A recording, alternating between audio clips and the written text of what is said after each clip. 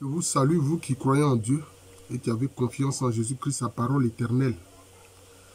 Alors, je voudrais ici parler du processus de divinisation de l'être humain. Oui. Parce que, on le sait, il y a des sociétés ésotériques qui prétendent que l'être humain est ontologiquement divin. Non, ce n'est pas vrai. L'être humain n'est pas ontologiquement divin. Il est par délégation. Voilà. Il est par délégation. C'est-à-dire c'est Dieu qui lui confère par la résurrection alors l'immortalité. Donc c'est par délégation.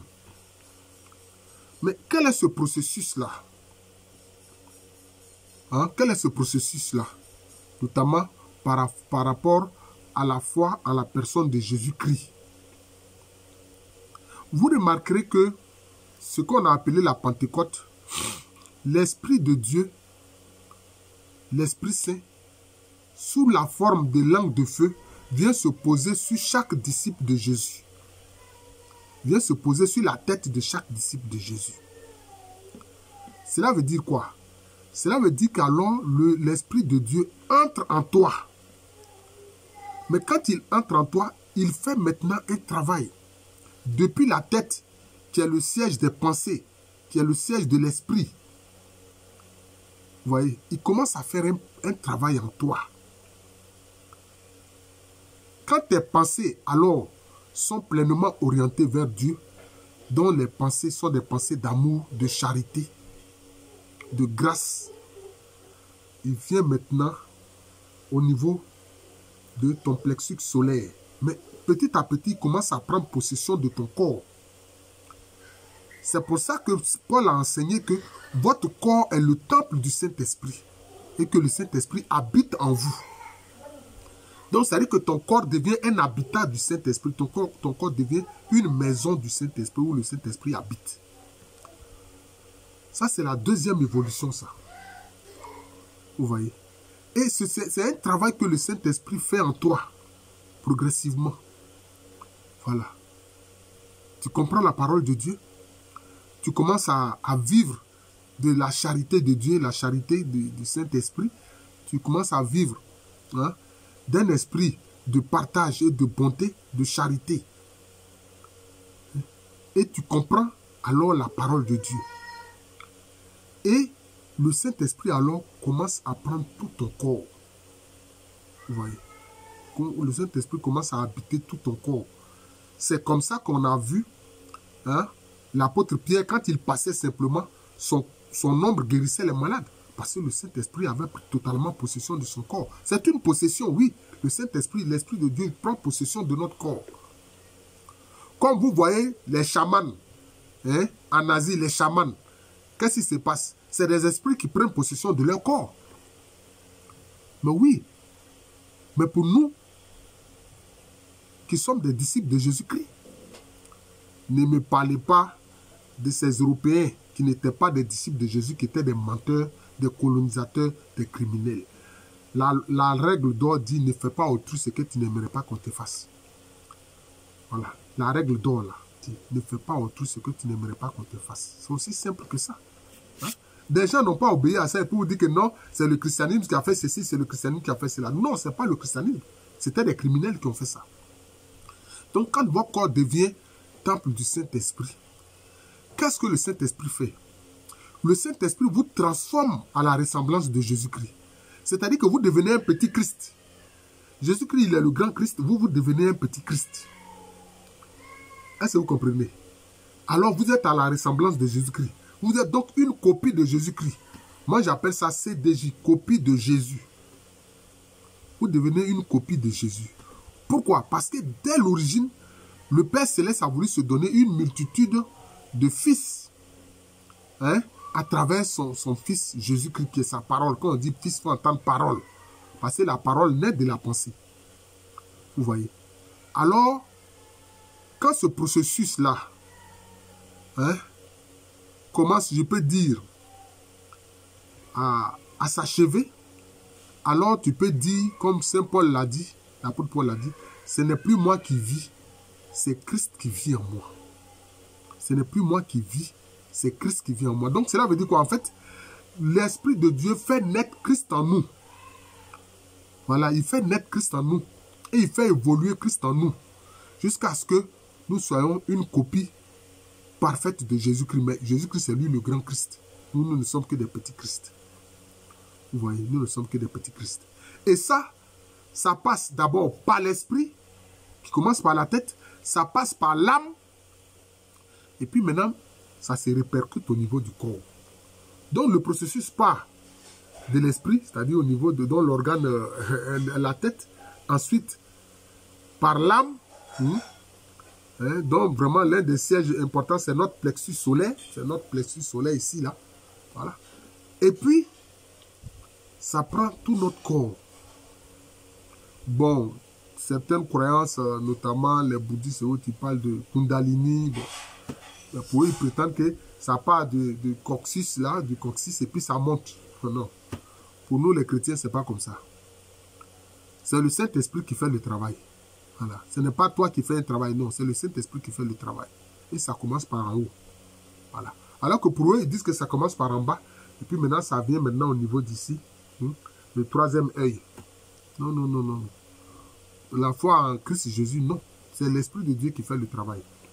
Ce ne sont ni des paroles, etc., qui changent les choses. Non, non, non. Voilà.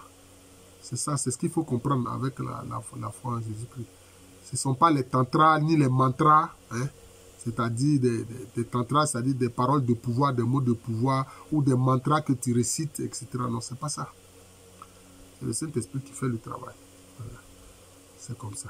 Et puis maintenant, alors, qu'est-ce qui se passe? Ton corps même totalement est possédé par l'Esprit de Dieu. Si bien que dans ce cas-là, ça provoque des choses. Qu'est-ce qu'il veut dire par là? C'est pour ça qu'on a vu l'apôtre Pierre. Son ombre simplement guérissait les malades. Quand il passait, son ombre guérissait les malades. Hein? Cette dame qui saignait depuis 12 ans, quand elle a touché la frange de l'habit de Jésus, une force est sortie de Jésus pour la guérir totalement de ces saignements qui duraient depuis 12 ans. Vous voyez? Parce que l'Esprit de Dieu est en vous. C'est ça.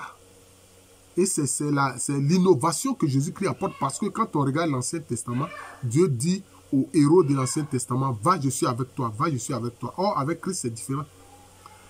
Qui croit en moi demeure en moi et moi je demeure en lui. C'est lui qui m'aime, le Père l'aimera et nous viendrons vers lui. Donc il y a l'intériorité maintenant. On est passé de l'extérieur à l'intériorité.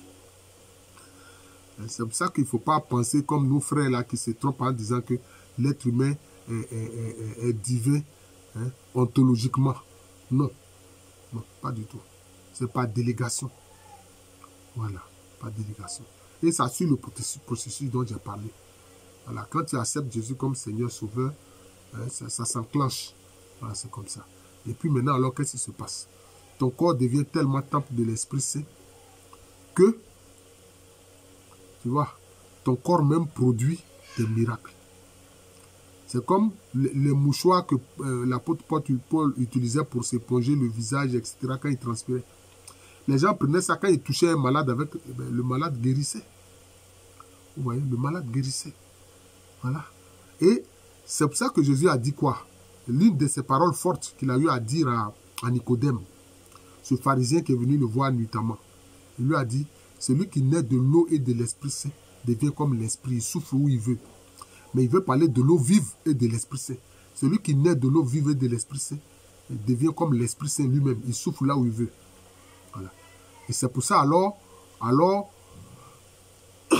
tu peux pratiquer des choses qui sont conformes à la mécanique quantique. Allez-y lire un peu sur la mécanique quantique.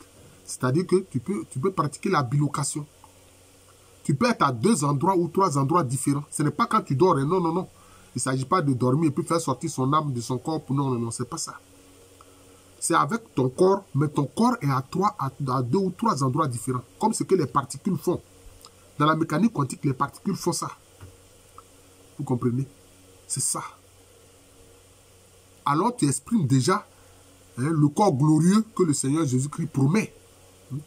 Quand on ressuscite, quand il nous ressuscite d'entre les morts, nous avons le corps glorieux. Le corps glorieux qui peut faire ce que l'âme fait. C'est-à-dire passer les portes qui sont fermées, etc. C'est ce qu'on appelle l'effet tunnel. L'âme pratique l'effet tunnel. Allez-y chercher, tapez effet tunnel, vous allez voir. Là aussi, les particules pratiquent l'effet tunnel. Il y a des particules qu'on appelle les neutrinos qui quittent depuis l'espace intersidéral, mais qui traversent tout. Rien ne les arrête. Rien n'arrête les neutrinos. Il faut savoir ces choses-là. Ces lois de la mécanique quantique sont hautement spirituelles. Vous voyez. Alors, c'est ça. Tu souffles où tu veux, comme l'esprit souffle où il veut. Tu peux être à 2 ou 3 endroits différents. Mais pour faire quoi? Pour aider les gens. Voilà. Le Seigneur ne te confère pas cette grâce pour que tu fasses le malin avec. Non, non, non. Donc, c'est ça le processus de divinisation. Alors, tu peux dire, ce n'est plus moi qui vis, c'est le Christ qui vit en moi. Tu peux dire, je suis né de l'eau vive et de l'Esprit Saint. Voilà. L'Esprit Saint fait ce travail-là en nous. C'est ça. C'est ça. C'est ça. C'est important. Donc, c'est tout un processus de divinisation de l'humain. Par Dieu lui-même. C'est Dieu lui-même qui le fait par le Saint-Esprit. Voilà. Alors, tu deviens une copie de Jésus. Voilà. C'est de ça qu'il s'agit. Alors, prochainement, je vais faire un autre enseignement.